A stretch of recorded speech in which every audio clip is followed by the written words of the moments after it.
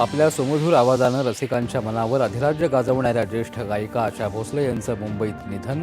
संगीत क्षेत्रातील चिरतरुण सूर हरपल्याची भावना. आशा भोसले यांच्या पार्थिवावर उद्या दुपारी मुंबईमध्ये शासकीय इतमामात होणार अंत्यसंस्कार.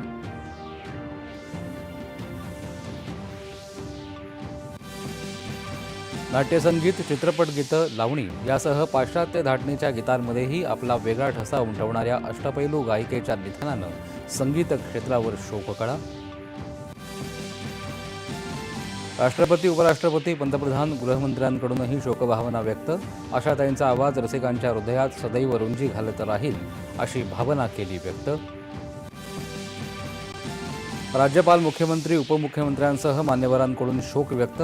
संगीत विश्वातली सुरांची सम्राज्ञी काळाच्या पडद्याआड हरपल्याची भावना. नारी शक्ती वंदन सुधारणा विधेयक संसदेमध्ये एकमुखानं मंजूर व्हावं यासाठी पाठिंबा देण्याचं पंतप्रधानांचं आवाहन.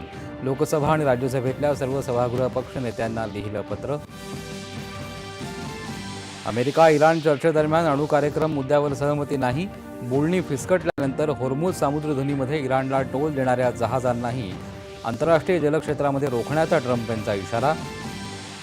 छत्तीसगडमधल्या गरे पाल्मा खाणीतून कोळशाची पहिली मालगाडी नागपुरातल्या कोराडी इथं दाखल. कोळशासाठी इतरांवरील महाराष्ट्राचं अवलंबित्व कमी होणार, मुख्यमंत्री. बारामती विधानसभा पोटनिवडणुकीसाठी उपमुख्यमंत्री सुनेत्रा पवार यांनी आपल्या प्रचाराचा केला प्रारंभ.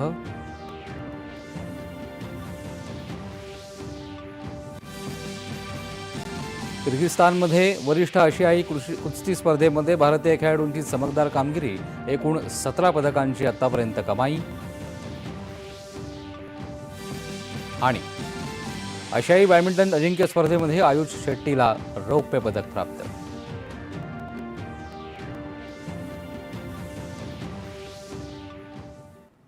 नमस्कार.